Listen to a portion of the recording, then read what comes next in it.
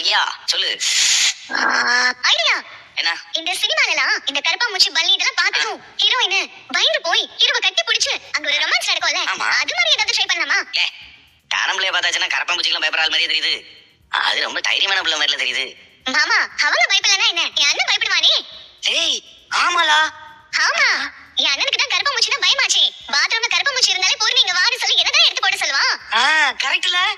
ஆனா இந்த சீனுக்கு ப்ராப்பர்ட்டி ஒரு 4-5 கருப்பாம்பூச்சி வேணுமே. ஆடம் கும் கும் கும் கும். நம்ம வீட்ல கரப்பாம்பூச்சிக்கு அவ்வளவு பஞ்சம். வா பாயசத்துக்கு ட்ரிங்க் பட்டியா திறந்தா இருக்கும். வா வா வா வா.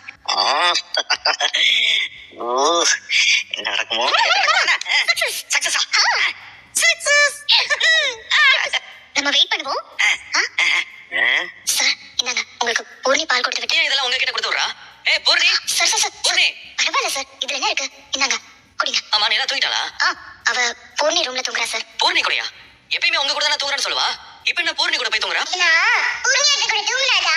இன்னும் 12 மந்த்ஸ்ல எனக்கு ஒரு தம்பி பாப்பாவோ இல்ல தங்கச்சி பாப்பாவோ வருவாங்க. என்னாச்சு?